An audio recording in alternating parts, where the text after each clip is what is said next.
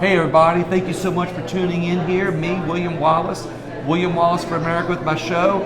Today I'm in the back hall behind the House of Representatives, and with me is State Representative Larry Bagley, District 7. Representative, thank you so much for coming on with me today.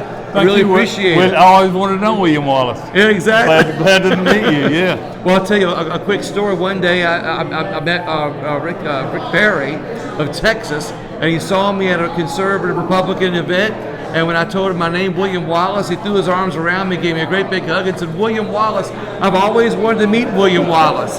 Yeah, we all have, yeah, exactly. We all need a battler. Exactly. Well, yeah. Exactly. Well, that's what I hear you guys are doing for the people up here in the state capitol. Yes, well, trying to. You know, we're all elected, trying to do the best we can for the people back home. I'm like everybody else. I'm working hard as I can to get good things to happen. So where is your district? Where is District 6? My District 7. I'm sorry. My district is South Shreveport, South Caddo Parish, Keithville area. I also have part of the Port of Bossier and Shreveport. That's in my district, and then all the way down to the Red River line. I go over to DeSoto Parish. I've got all of DeSoto except for Mansfield, and they had a carve out on the district in Natchitoches, and then I've got all northern Sabine Parish. Natchitoches, I love that. Yeah. Well, I don't have Natchitoches, but they carved a district out of Natchitoches on up through Red River and Mansfield. Okay. And so it's kind of it looks like a donut. A little donut. Yeah, they got a donut around Mansfield, and the rest of it's mine. Okay. Well, you're up that neck of the woods. I have to tell you later. My wife's from up that area. Well, we're #1 timber producing area in the state. Okay. That's what we do. It's a lot of timber company, a lot of deer hunters, farmers, hunters, good old boys, good times. Just a very rural area. Rural area. Well, obviously Shreveport's not, but most of my district is rural. So that's why it's along about 60 miles from north to south. So, which tells me your district is probably a pretty big district then. It's a huge district, yeah. But we all serve about 35,000 people, so the way it's set up, and that's what I am. So tell me a little bit about yourself before you became a state rep. How long have you been a state rep? But before you became a state rep, what'd you do? I was, this is my 5th year, and starting actually in the middle of the 6th year now of House of Representatives. I was a school teacher. I taught school for a long time. I retired. I bought an insurance agency. I did that, and then I went back to teaching, and then eventually came back, ran for office, and won. I'd never done that before. So public service doesn't sound like it's anything new to you. If you've been a teacher, that's almost like another form of public service. Right. That's a little better paid form of public service. Not very, but it is a little bit. Yeah, I always enjoyed the school teacher part. I always liked being a coach.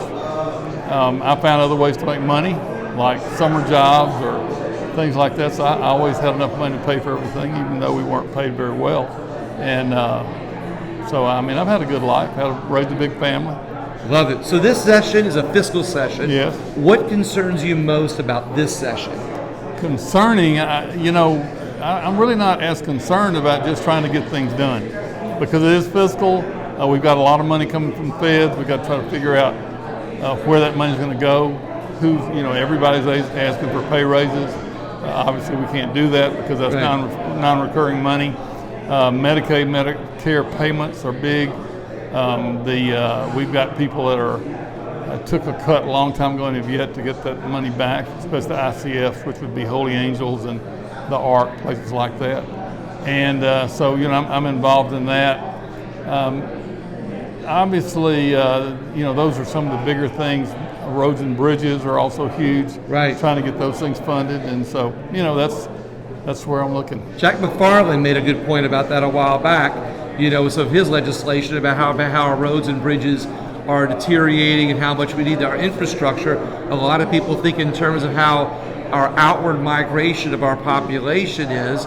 And everybody's thinking in terms of trying to get people to come back to Louisiana, keep businesses in Louisiana. And I'm glad you brought up roads and bridges, because that's one of the things that our state needs the most to bring business and industry back into Louisiana. I don't think there's any question that we need to do a better job with our roads and bridges. Money is the main thing. I would like to see us use some of this excess money that we have from the federal government on, directly to roads and bridges. I think DOTD does a good job with what they've got. I'm not in that camp that thinks they're wasting money. I mean, obviously there's a waste in every department, but I think they do as well as they can, and I support them. But I do need some roads in my area fixed. They know that. I've talked to them several times about it. We're still trying to get I-49 in Shreveport finished. Oh, yeah, that's right. Yes, and that looks like that's going to be soon. I think that's going to be a game changer for Shreveport area up there, and actually the whole area, to bring business and some economic prosperity to an area that is rapidly losing population every year. And I like how you said a lot of people have brought up that COVID money, that federal money's coming in, and they've brought up and they've said, you know, they want to use on one-time expenses and not recurring expenses, but no one's brought up what you just brought up, which is using it on our roads and bridges. And I think it's a great idea. It's a way to be able to, you know, focus on a project, on a one-time project, but at the same time, the long-lasting impact of it afterwards will be huge, and then people will be able to make a living off of it in the meantime. No, well, actually, if you use it on roads and bridges, it's not one time. It's every time that you on that road. Yeah, you use it.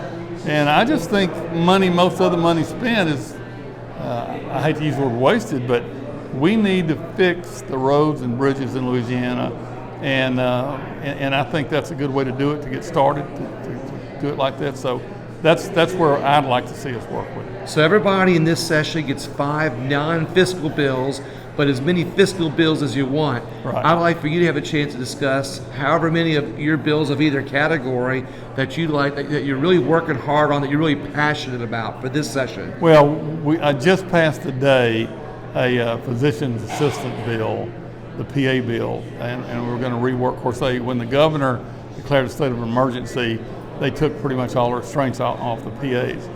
Basically, what I did was just continue that. It passed today. It'll come to the House. And I've been working on that. Also, I've got a bill to try to end non-competes with doctors, okay. Public employees that have to sign non-competes. I don't even understand how that started, because I asked the question: does that mean school teachers are next, or bus drivers, or where do you stop at that? That's a good point. That? Yeah, it's a very good point. And so I'm working to do that. Trying to think. I had a home health bill that passed today. And that's I can't think of the fifth one offhand. But anyway, that's we've been working on this. And I'm a chairman of a committee, so my day flies by. What committee? Health and Welfare. I'm chairman of Health and Welfare. Okay. So we have 5 and 6 hour meetings. I just got out of a meeting just a few minutes ago. Started at 9 and got there at 1. So okay, certainly can't expect you to remember all of them all the time and all the details, because there's how many? There's like 700 or 800 going through the set. We've got Capitol this session. Yeah, we've got 50 that I have to know what's going on there to direct the members to try to get through as quickly as we can without any damage to anybody. Right. And so it's a pretty busy deal. Yeah. So what more are you most passionate about that you want to see get through? That you're pushing the hardest? Well, I think the people that are most vulnerable at the ICFs, the ARC, those people, I think it's imperative that we make those right, and that we get where they can live, because they can't live without us. Right. And the parents do what they can do, the places do what they can do. The lady that runs Holy Angels cries every time I talk to her on the phone because they're losing money. I don't want to have that conversation. I want to see them okay, and I work hard to try to be sure that happens. That would be probably one of the first things I'd like to. And then the roads and bridges, definitely right up there with it, would be my 2, just quickly. What I like the most, I think the 3 things that stood out with me is roads, bridges, caring for people, but using that one-time money for one-time expenses and not recurring expenses. And I'd like to point out that that's good thinking in my part on what I like to see when our elected officials are thinking fiscally in a fiscally conservative way, but it's a fine balance between being fiscally conservative and serving the needs of the people sometimes, and it sounds like you're kind of balancing that out. I try, and that's been pretty much been my life, to try to balance everything out, and I hope I see it in the right way. Any last thoughts before we No, it's just busy here. We'll let you get back to session because I know you got to get back. Yeah, into I've got to session. go to my seat. I'm sure I missed a couple of votes, but I'll go back and tell them I'm going to vote when I get back. But Yeah. you know, just trying to stay here and do what I'm supposed to do, what the people elected me to do. Run a committee as well as I can. Be sure everybody has a chance to come and be heard in committee, say their piece, and let everybody hear them. Those are big responsibilities that I have. So It is a big responsibility. I take that seriously. Yeah. I'm only interjecting because you just made me think of a good thought that to your point is that a lot of people don't realize as chairman of a committee, the responsibility you have to not only run that committee, you know, well and efficiently, but you've got to do it in a way where every legislator gets their fair time, but also when people want to come and speak and have their fair time to speak on that bill, that's another balance you've got to walk, and I appreciate that. Well, that's the only time the people get to come in and talk to us about bills. Yes. And so I want to be sure that they have that's taken care of, protected. Well, Representative, that's the bell. I know you got to get back in there. Yes. Thank you very much for your time. I really appreciate it. Thank you, Everybody else, here you got another good representative. Share the information, and thank you so much for tuning in.